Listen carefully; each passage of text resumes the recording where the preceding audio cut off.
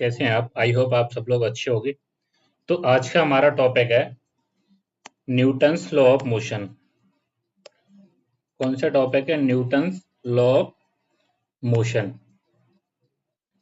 जिसमें बोला गया है कि Newton gave 3 law of motion. Newton ने 3 लॉ दिए हुए हैं, एक first law, second law, third law. These law are known as Newton's law of motion. तीनों लॉ को किसके नाम से जानते हैं? न्यूटन्स के लॉ ऑफ मोशन के नाम से। जिसमें फर्स्ट लॉ ऑफ मोशन है any object remain in state of rest in or in uniform motion along a straight line. अगर कोई ऑब्जेक्ट रेस्ट में है तो वो हमेशा रेस्ट में ही रहना चाहेगा, और अगर वो मोशन में है तो वो मोशन में ही रहना चाहेगा। जैसे कि किसी टेबल पर एक ज्योमेट्री बॉक्स पड़ा हुआ है, अगर वो पड़ा हुआ है तो पड़ा ही रहेगा, यानी रेस्ट में तो रेस्ट में ही रहेगा। और आप अज्यूम कीजिए जैसे कि एक बॉल है जिसको आपने फर्श पर थ्रो किया, तो थ्रो करोगे तो यहाँ पर फ्रिक्शन होगा। अज्यूम करो कि यहाँ फ्रिक्शन नहीं है और ना ही एयर रेजिस्टेंस है, तो वो बॉल को जब थ्रो करोगे तो वो कभी रुकेगी या नहीं? वो कभी नहीं रुकेगी, वो घूमती रहेगी जब तक उस पर कोई बाहरी फोर्स, एक्सटर्नल फोर्स नहीं लगाया जाएगा तब तक। ओके, तो वही इसमें बोला हुआ है any object in the state of rest or uniform motion along a straight line until it is compelled to change the state by applying external force। जब तक एक्सटर्नल फोर्स नहीं लगेगा तब तक वो अपनी पोजीशन में चेंज नहीं लाएगा। इसके एग्जाम्पल देखते हैं एक दो। जैसे कि यहाँ पर एग्जाम्पल दिया हुआ है, आपका डेली लाइफ में भी आपने देखा होगा कि अगर आप किसी बस में सफर कर रहे हो, आप, तो आपने देखा होगा जब ड्राइवर बस को स्टार्ट करता है, तो जैसे ही बस को एकदम से वो स्टार्ट करता है, एक जगह से दूसरी जगह जाने के लिए उसकी पोजीशन में चेंज करता है, एक्सीलरेट करता है, तो क्या होता है? आप पीछे की ओर झुक जाते हो। एक्चुअली में आप पीछे की ओर नहीं झुकते हो, आप आगे की ओर गिरते हो। उसमें होता क्या है, जैसे कि आप यहाँ खड़े हुए हो और बस ने आगे जाना स्टार्ट किया, तो आपका जो नीचे का पोर्शन है, लोअर बॉडी है, वो बस के कांटेक्ट में आके वो रेस्ट में रहती है। जैसे ही बस को मोशन में लाया जाता है तो आपकी लोअर बॉडी मोशन में आ जाती है, और मोशन में आके होता क्या है, मोशन में आके जो अपर बॉडी है वो मोशन में नहीं आती, वो इन रेस्ट में ही रहती है। तो लोअर बॉडी आगे की तरफ जाती है और अपर बॉडी उसी स्थान पर आके नीचे गिर जाती है। क्या हो जाता है? नीचे गिर जाती है। और जैसे ही उसमें अगर मोशन में हो, स्पीड में हो, और ड्राइवर सडनली ब्रेक लगाता है, तो आपकी लोअर बॉडी और अपर बॉडी दोनों मोशन में रहते हैं। लोअर बॉडी बस के कांटेक्ट में है तो ब्रेक लगाने पे रेस्ट में आ जाती है, और अपर बॉडी आपकी किस में रहती है? मोशन में रहती है। उसकी वजह से क्या होता है? आप आगे की तरफ जाके गिर जाते हो। यही इसमें बोला हुआ है, a person standing in a moving bus falls forward if driver applied brake suddenly. This happens because when bus is moving, the person standing it is also in motion along with bus. But when driver applied brake, the speed of bus decrease suddenly or bus comes in the state of rest suddenly. जैसे he suddenly break लगाता है, बस किस में आ जाती है? Rest में आ जाती है। In this condition the leg of person, जो लोअर बॉडी होती है, which are in the contact with bus come in rest, वो किस में आ जाती है? रेस्ट में आ जाती है। while the test part of his body have tendency of remain in motion, जो अपर बॉडी होती है वो आपकी मोशन में ही रहती है। because of this person for forward in his not alert, वो अलर्ट नहीं होता और आगे की तरफ जाके गिर जाता है। सेकंड में आपसे बोला हुआ है बिफोर हैंगिंग क्लोथ, जब आपके घर पर जो भी पर्सन आपके कपड़े धोता है, पर्सन क्या, आपकी माँ ही कपड़े धोती होंगी, जब आपकी मम्मी कपड़े धोती हैं तो जब सुखाने के लिए उनको बाहर डालती हैं, तो आपने देखा होगा उन पर जर्क मारते हैं, यानी एकदम ऊपर के ले जाके सिलो और नीचे की ओर जैसे ही उसको धड़म से करते हैं तो आपने देखा होगा उसमें से वाटर ड्रॉप निकलती हैं, और वो किस वजह से होता है? आपका क्लॉथ मोशन में होता है, क्लॉथ किस में आ जाता है? आपका मोशन में आ जाता है। लेकिन वाटर ड्रॉप क्या करती है? वो रेस्ट में रहती है और रेस्ट में ही रहना चाहती है। तो क्लॉथ को जैसे ही नीचे की ओर आप झटकते हो, जर्क देते हो, तो क्लॉथ तो मोशन में आके वाटर ड्रॉप वहीं रहना चाहती है, तो वो क्या होती है? वहीं पर निकल के ग्राउंड पर गिर जाती है। वही इसमें बोला हुआ है। Before hanging the wet cloth over laundry line usually many jerks are given. Jerks jerks cloth get them dried quickly. Jerks देने के बाद क्लोथ क्या होता है? जल्दी सूख जाता है, क्योंकि वाटर ड्रॉप उसमें से निकल जाती हैं। Because the jerk droplet of water from the pores of the cloth fall on the ground and reduce amount of water in cloth drain them quickly. This happens because when suddenly cloth are made motion, cloth motion में आ जाता है, by jerks, the water droplet it have tendency is remain in rest. Water की tendency कैसी हो जाती है? Rest में रहने की। They are separated from cloth for, इसको आप, एक ग्राउंड है, GROUND, ग्राउंड, और आके ग्राउंड पर गिर जाती है। सेकंड थर्ड में बोला हुआ है आपसे, क्या बोला हुआ है? When the pile of coin, आपने कैरम तो खेला होगा, एक कैरम है आपका, सारे बच्चे कैरम खेलते होंगे, खेला होगा क्या? आप जब कैरम खेलते हो तो जब स्टार्ट करते हो तो आप उसके जो कॉइन होते हैं उनको वर्टिकली एक के ऊपर एक, एक के ऊपर एक, एक के ऊपर एक खड़ा कर देते हो। तो जैसे ही आप उससे स्ट्राइकर से स्ट्राइक करते हो तो आपने देखा होगा जो नीचे का कॉइन होता है सिर्फ वही आगे मूव करता है, मोशन में आता है, बाकी के सब क्या करते हैं? रेस्ट में रहते हैं। बाकी के सब क्या करते हैं? रेस्ट में रहते हैं। वो रेस्ट में होते हैं और रेस्ट में ही रहना चाहते हैं। ऐसा क्यों? क्योंकि कोई भी ऑब्जेक्ट जब तक मूव नहीं करेगा जब तक उस पर कोई एक्सटर्नल फोर्स नहीं लगाया जाएगा। तो बाकी के पर एक्सटर्नल फोर्स नहीं लगता, और जो नीचे का रहता है उस पर स्ट्राइकर से एक्सटर्नल फोर्स लग जाता है तो वो मूव कर जाता है। वही इसमें बोला हुआ है, when the pile of coin on the carrom board, ये बोर्ड है, टाइपिंग मिस्टेक है, BOARD board, hit by A striker, coin only the bottom move, नीचे का जो कॉइन होता है वो मूव करता है, away leaving rest of the pile और कॉइन एट सेम प्लेस, बाकी के जो कॉइन होते हैं वो सेम प्लेस पर रहते हैं। This happens because when the pile is struck with a striker the coin at the bottom, ये बॉटम है, bottom comes in motion while rest of the coin in the pile has tendency of remain in the re-stand। क्या हो जाता है? वो re-stand वहीं पर आकर हो जाते हैं वर्टिकली फॉर कैरम, जो कि मैंने आपको समझाया हुआ है अभी।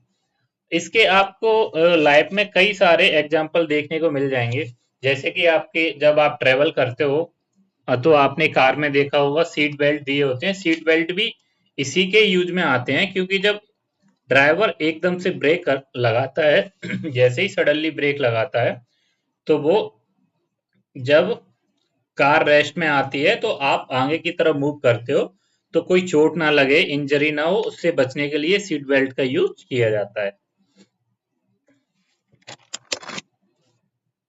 एक और एग्जांपल इसका आपने देखा होगा, जब कोई आपके घर में काम चलता होगा, मिस्त्री होते हैं, वो हैमर को नीचे की तरफ ठोकते हैं या दीवार पर मारते हैं, तो जैसे ही वो काम करते हैं उससे तो वो आगे की तरफ निकलने लगता है, लेकिन उसको अपनी पोजीशन पे लाने के लिए जब वो नीचे की तरफ मारते हैं तो जो ये वाला पोर्शन होता है ये तो किस में आ जाता है? मोशन में आ जाता है, पूरा मोशन में आ जाता है ये जब उसको मूव किया जाता है। लेकिन जैसे ही नीचे उसको सडनली स्टक किया जाता है या जमीन पर मारा जाता है तो ये वाला पोर्शन रेस्ट में आ जाता है और ये मोशन में रहता है। तो जैसे यहाँ पर दिया हुआ है आपका इनर्शिया। इनर्शिया क्या होता है?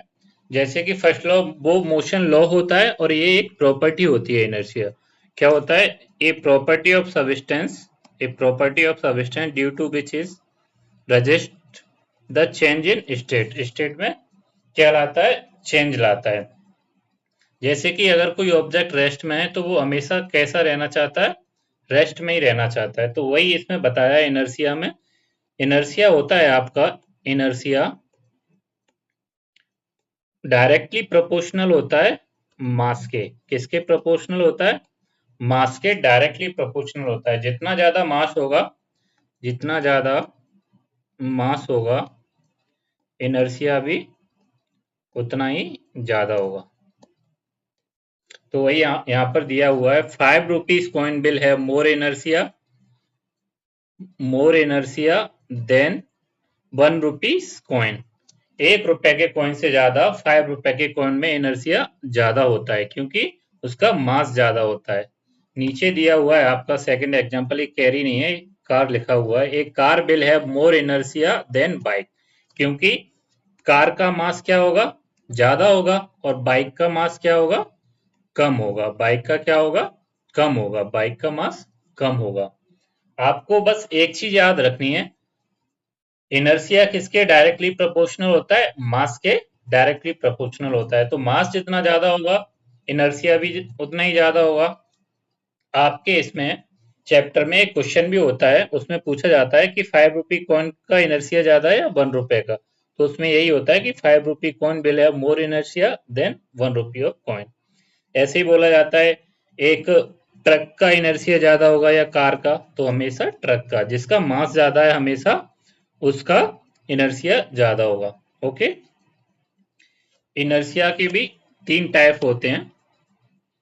क्या होता है? मैं यहाँ पर नोट करा देता हूं आपको। Type of inertia.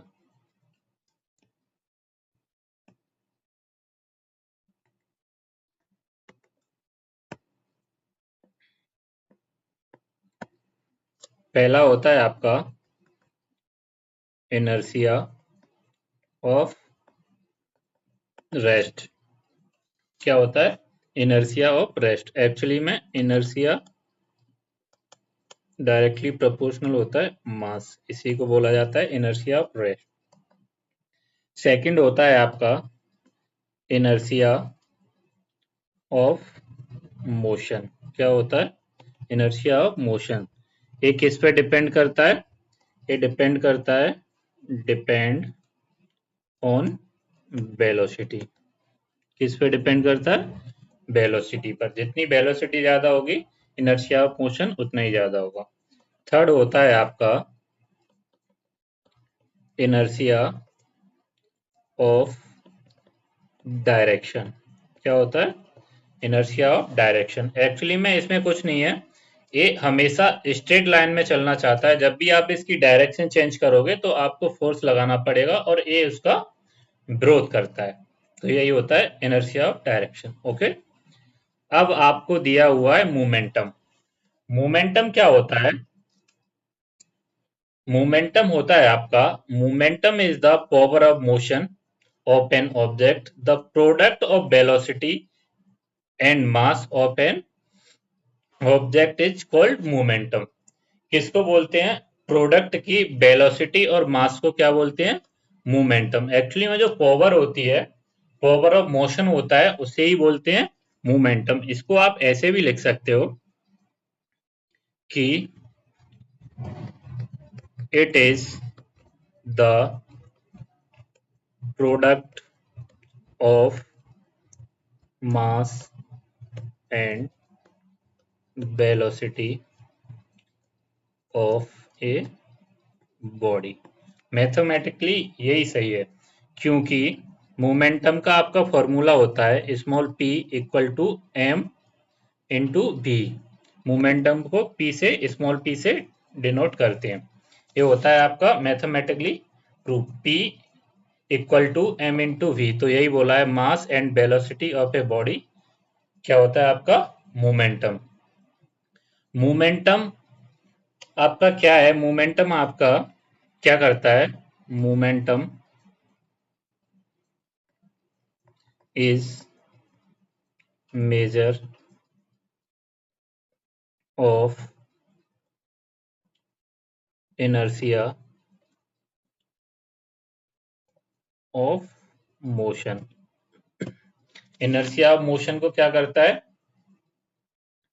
मेजर करता है। और इनर्शिया ऑफ मोशन क्या होता है आपका, m इंटू वी होता है इनर्शिया ऑफ मोशन। तो यही यहाँ पर लिखा हुआ है, P इक्वल टू एम में m इंटू वी। थर्ड होता है, जैसे कि मैंने आपको स्टार्टिंग में बोला, पावर ऑफ मोशन को भी क्या बोलते हैं, मोमेंटम। ओके, मोमेंटम अगर मैं आपसे पूछूं कि इसकी क्वांटिटी कौन सी होती है, इसकी क्वांटिटी कौन सी होती है मोमेंटम की, तो आप बोलोगे सर वेक्टर क्वांटिटी होती है। कौन सी होती है, वेक्टर क्वांटिटी होती है, क्योंकि वेलोसिटी के कौन सी क्वांटिटी होती है, वेक्टर क्वांटिटी होती है। तो ये भी क्या होगा, वेक्टर क्वांटिटी होगा। इसकी एसआई यूनिट क्या होगी, एसआई यूनिट, तो एसआई यूनिट होगी इसकी, मास है तो मास को केजी में लिखोगे, वेलोसिटी आपकी होती है मीटर पर सेकंड, तो ये आपकी क्या होगी, एसआई यूनिट। ओके, अच्छा एक और चीज यहाँ पर आप नोट करना कि मान के चलो अगर आपकी b इक्वल टू 0 दिया हुआ है, फिर आपसे बोला जाए कि इसका मोमेंटम क्या होगा, तो हमेशा 0 होगा। क्यों 0 होगा, क्योंकि मोमेंटम क्या होता है आपका, p equal to m into v. जब v 0 है तो जब m से मल्टीप्लाई करोगे तो वो क्या हो जाएगा, 0 हो जाएगा।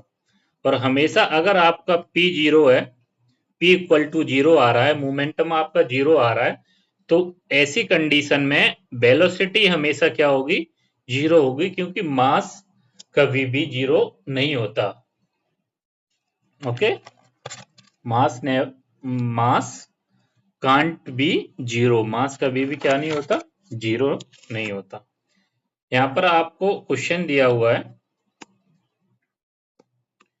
क्या क्वेश्चन में दिया हुआ है आपको यहाँ पर, इवन ए स्मॉल बुलेट, ये बुलेट्स नहीं है, बुलेट है, bullet, bullet is able to kill a person when it is fired from a gun at now। जब एक गन से बुलेट को फायर किया जाता है तो वो एक इंसान की जान ले लेती है। ऐसा क्यों होता है, ऐसा इसलिए होता है कि बुलेट का मास होता है कम और वेलोसिटी क्या होती है, वेलोसिटी होती है ज्यादा और मास होता है कम। जब उसको फायर किया जाता है तो वो हाई मोमेंटम से जाती है। तो यहाँ पर आप आंसर के में लिख सकते हो, क्या लिख सकते हो, a bullet fire from a gun will have high velocity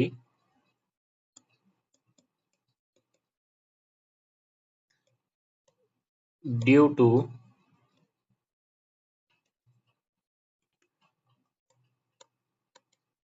which it will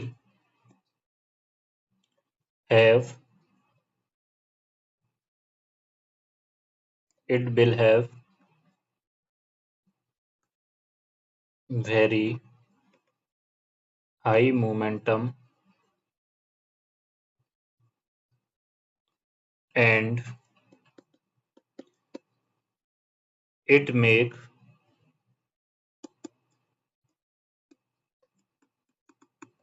kill a person।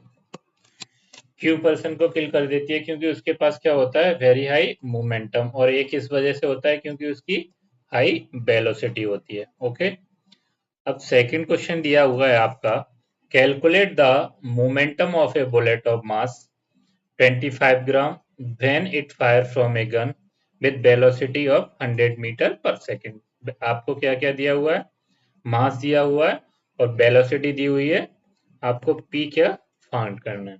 तो मास कितना दिया हुआ है, 25 ग्राम, तो इसको जब आप केजी में कन्वर्ट करोगे तो 1000 से डिवाइड कर दोगे, तो 25/100, क्योंकि मास हमेशा केजी में होता है, 0.025 केजी, ये आपका मास हो गया। और वेलोसिटी दी हुई है आपको 100 मीटर पर सेकेंड। तो आपका क्या होता है, P इक्वल टू होता है m इंटू वी। m कितना दिया हुआ है आपका 0.025 और वेलोसिटी कितनी है आपकी 100 मीटर पर सेकेंड। अब इसको आप सॉल्व करोगे तो आपका मोमेंटम आ जाएगा, आपका मोमेंटम आ जाएगा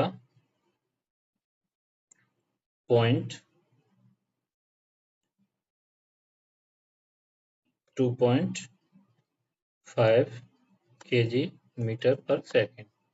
ये आपका क्या आ जाएगा, मोमेंटम आ जाएगा। ओके, अगला क्वेश्चन दिया हुआ है आपको, calculate the momentum of a bullet having mass of 25 gram throw using hand with a velocity of 0.1 metre per second.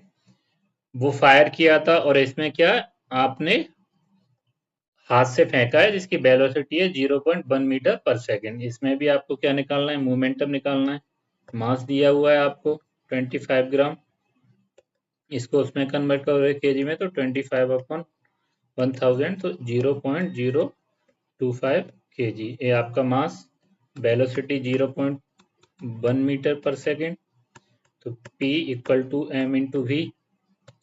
m कितना है आपका 0.025 इंटू वेलोसिटी 0.1, तो यहाँ पर इसको कैलकुलेट करोगे तो ये आपका आ जाएगा 0.0025 kg metre per second. Okay, ये आपका क्या आ गया, मोमेंटम आ गया। ऐसे ही यहाँ पर नेक्स्ट क्वेश्चन दिया हुआ है आपको, नेक्स्ट क्वेश्चन दिया हुआ है आपको, एक मिनट फिक्स कर लूँ मैं इसको।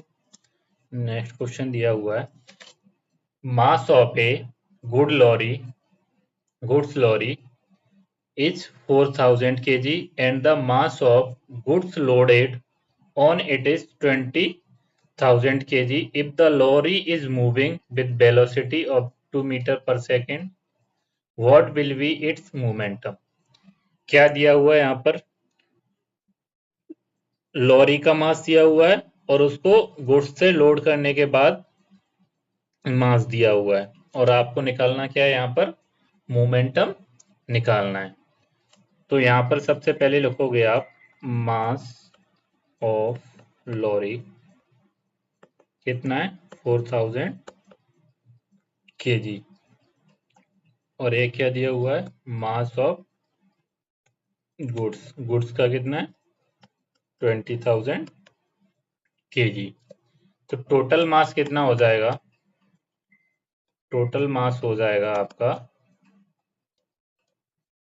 20,000 प्लस 4,000, ये हो जाएगा आपका 24,000 kg।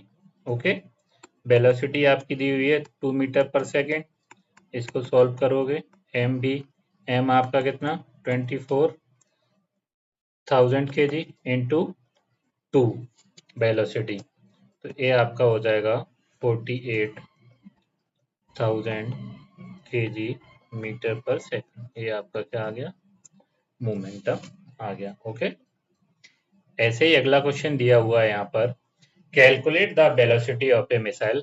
अब अपन बुलेट की तो अपन ने मोमेंटम और वेलोसिटी और मास निकाल लिया, अब आप किसका निकालोगे, अब आप मिसाइल से खेलोगे। किससे खेलोगे, मिसाइल से खेलोगे। Missile having mass of 100 kg if it attains a momentum of 5000 kg metre per second.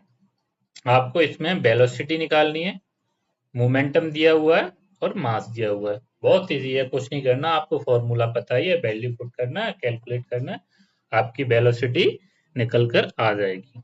तो मास आपको दिया हुआ है, मास 100 kg,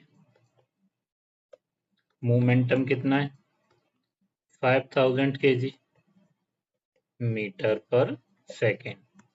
ये आपका वेलोसिटी क्या करना है, निकालना है, m इंटू बी। पी की वैल्यू 5000, m की वैल्यू 100 इंटू बी, तो v equal to 5000 upon 100, 2 zero से 2 जीरो गया, वेलोसिटी आ जाएगी आपकी 50 metre per second. Okay, I hope आप लोगों को इतना समझ में आया होगा। अगर आपको कहीं भी डाउट आता है, कहीं पर भी डाउट आता है, तो आप कमेंट में पूछ सकते हो डायरेक्ट। और अगर अच्छा लगता है, आपको इंटरेस्ट आ रहा है आपको वीडियो देखने में, तो इसको शेयर करें और सब्सक्राइब करें। Thank you.